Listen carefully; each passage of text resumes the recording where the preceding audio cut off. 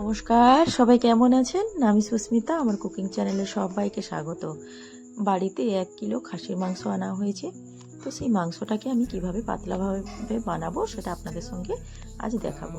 তো দেখুন, এখানে আমি নুন, টক দই ছোট্ট 1 বাটি, আর কাঁচা লঙ্কা বাটা, সামান্য পেঁয়াজ বাটা, সর্ষে তেল 1 চামচ আর গোলমরিচের গুঁড়ো দিয়ে একটু সময় ভালো করে মাখিয়ে আমি ঢাকা দিয়ে রেখে দিলাম।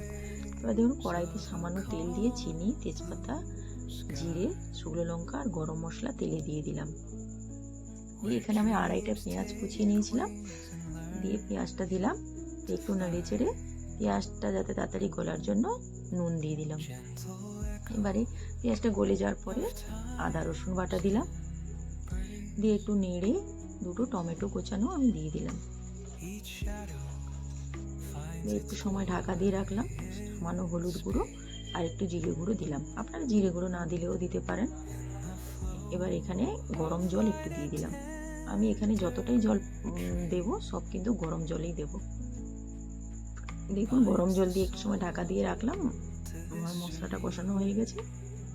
এবার মেখে রাখা মাংসটা দিয়ে ভালো করে নেড়ে আমি একটু সময় ঢাকা দিয়ে রাখবো।